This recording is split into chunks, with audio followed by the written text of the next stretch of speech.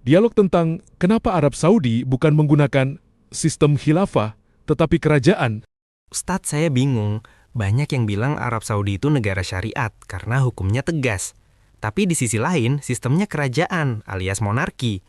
Bukankah syariat itu asalnya musyawarah atau khilafah? Terlebih lagi, saya baca referensi kalau keluarga Al-Saud itu keturunan Musailamah Al-Kadzab, nabi palsu itu.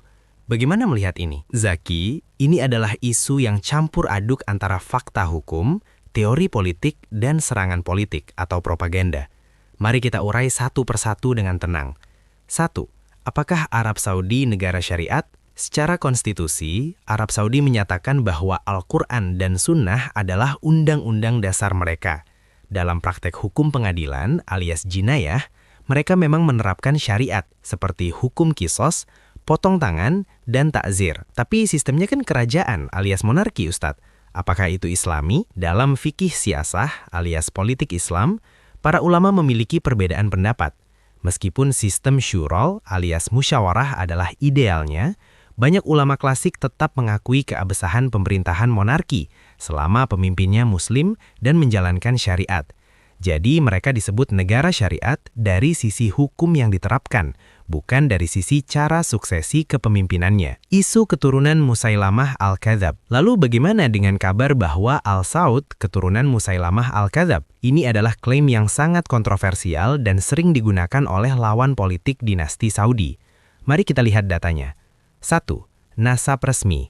Keluarga Al-Saud berasal dari kabilah Anizah yang merupakan bagian dari Bani Hanifah. 2. Titik temu. Musailamah Al-Kadzab memang berasal dari Bani Hanifah, namun mengatakan seseorang adalah keturunan nabi palsu hanya karena mereka berasal dari kabilah yang sama, itu seperti mengatakan semua orang dari suku tertentu pasti jahat, karena dulu ada penjahat di suku itu. 3. Fakta sejarah. Bani Hanifah adalah kabilah besar. Setelah Musailamah tewas dalam perang Yamamah, banyak anggota kabilah Bani Hanifah yang kembali bertaubat ke Islam dan menjadi muslim yang baik. 4. Keturunan Nabi. Al-Saud memang tidak pernah mengklaim sebagai keturunan Nabi Muhammad alias Sayyid atau Habib. Yang mereka klaim adalah sebagai pemimpin yang memegang mandat menjaga 2 kota suci, alias Khidmatul Haramain. Analisis referensi Nabi palsu. Jadi klaim itu lebih ke arah serangan politik, Ustadz. Besar kemungkinan begitu. Dalam sejarah Timur Tengah, menjatuhkan kehormatan nasab adalah senjata politik yang lazim. Referensi yang menyebut mereka keturunan langsung Musailamah Al-Kadzab biasanya berasal dari pamflet atau tulisan tokoh oposisi, seperti Nasir Al-Said yang sulit dibuktikan secara ilmiah melalui ilmu nasab alias genealogi yang ketat. Jadi Zaki, kita harus adil. Kita bisa mengkritik kebijakan politik mereka atau gaya hidup pemimpinnya, tapi menuduh mereka keturunan nabi palsu tanpa bukti silsilah yang sahih hanya karena berasal dari kabilah yang sama adalah tindakan yang tidak ilmiah dalam Islam. Paham Ustadz? Jadi kita harus memisahkan antara hukum yang mereka jalankan dengan silsilah pribadi keluarga mereka. Tepat sekali. Islam menilai seseorang dari takwanya, bukan dari dosanya nenek moyang ribuan tahun lalu. Ustadz, jika memang Islam mengutamakan syuro alias musyawarah dan pemilihan pemimpin, bagaimana para ulama di Arab Saudi membela sistem kerajaan yang turun-temurun ini agar tetap terlihat syar'i? Mereka menggunakan pendekatan pragmatis dalam fikih politik yang disebut siasah syariah. Mari kita lihat argumen-argumen utama yang sering mereka sampaikan dalam buku-buku mereka. 1. Prinsip menghindari kerusakan atau kekacauan. Argumen paling kuat yang digunakan ulama Saudi seperti Syekh bin Baz atau Syekh Al-Utsaimin adalah menjaga stabilitas. Dalam kaidah fikih, ada prinsip, menghindari kerusakan lebih diutamakan daripada mengambil manfaat. Logikanya, mengganti sistem kerajaan yang sudah stabil dengan sistem demokrasi atau pemilihan bebas, dikhawatirkan akan memicu perang saudara, alias fitnah, seperti yang terjadi di banyak negara Timur Tengah lainnya. Selama raja adalah seorang muslim, menegakkan sholat dan hukum syariat dijalankan di pengadilan, maka rakyat wajib taat untuk mencegah pertumpahan darah. 2.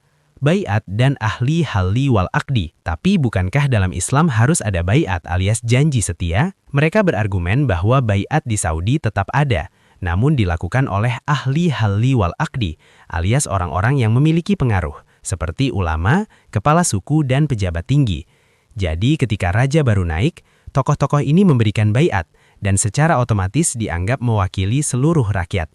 Ini merujuk pada cara pengangkatan beberapa khalifah setelah zaman Abu Bakar, referensi utama pembelaan sistem ini. Jika Anda ingin meneliti lebih dalam, berikut adalah buku-buku yang sering menjadi rujukan mereka. 1. As-Siyasah Asy-Syar'iyyah karya Ibnu Taimiyah. Meskipun Ibnu Taimiyah hidup jauh sebelum kerajaan Saudi modern, kitab ini menjadi dasar bahwa tujuan utama kepemimpinan adalah islahuddin wad dunya, memperbaiki urusan agama dan dunia. Jika kerajaan bisa mewujudkan itu, maka ia sah. 2. Al-Wajiz fi Fiqhi Siyasah Asy-Syar'iyyah karya Syekh Abdurrahman bin Mu'alla Al-Wahiq. Buku ini menjelaskan bagaimana konsep ketaatan kepada pemimpin alias wuliyatul umur diterapkan di Arab Saudi. 3. Fatwa-fatwa Lajnah Daimah alias Komite Tetap Fatwa Saudi. Di sini banyak dijelaskan bahwa bentuk negara, apakah republik atau kerajaan, adalah urusan wasilah, yaitu sarana. Yang penting adalah tatbiknya, alias penerapan syariatnya. Jadi Zaki, mereka tidak mengatakan bahwa kerajaan adalah satu-satunya sistem terbaik. Tapi mereka mengatakan bahwa untuk kondisi saat ini, kerajaan Saudi adalah cara yang sah untuk menjaga persatuan umat di sana dan melindungi dua kota suci. Oh, jadi intinya adalah stabilitas. Mereka lebih takut pada pemberontakan daripada sistem yang tidak sempurna. Tepat sekali. Itulah kenapa mereka sangat keras terhadap gerakan-gerakan demonstrasi atau oposisi politik, karena dianggap bisa merusak kesatuan negara yang mereka klaim berdiri di atas tauhid. Ustadz, jika kita bicara jujur, Nabi Muhammad SAW tidak pernah mewariskan kekuasaan kepada anak atau keluarganya secara turun-temurun. Bahkan Khulafaur Rasyidin dipilih melalui berbagai model musyawarah.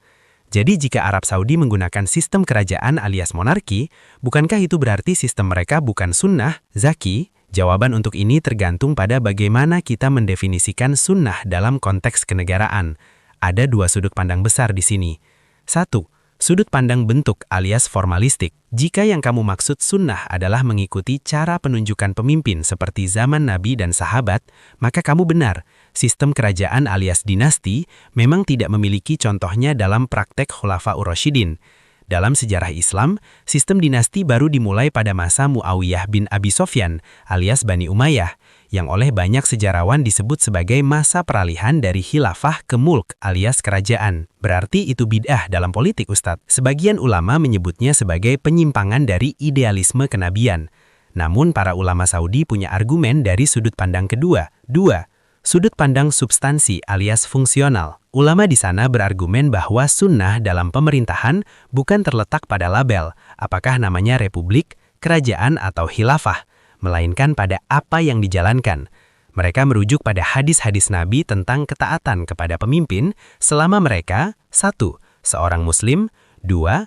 Menegakkan sholat, 3. Menjalankan hukum Allah alias syariat. Bagi mereka, selama raja menjalankan tugas-tugas tersebut, maka pemerintahan itu dianggap sah secara syar'i, meskipun metode pengangkatannya tidak mengikuti pola pemilihan Abu Bakar atau Umar bin Khattab. Jadi Zaki, Arab Saudi memang tidak mengikuti sunnah dalam cara memilih pemimpin alias sistem, tapi mereka mengklaim mengikuti sunnah dalam menjalankan hukum alias syariat. Itulah kenapa mereka tetap merasa sebagai negara Islam paling murni meski berbentuk kerajaan. Jadi kesimpulannya mereka mengambil syariat di bagian hukum pidana dan sosial, tapi meninggalkan sistem musyawarah dalam politik. Bisa dikatakan demikian. Dan ini bukan hanya Saudi. Hampir seluruh sejarah dinasti Islam alias Umayyah, Abbasiyah, Utsmaniyah menggunakan sistem kerajaan.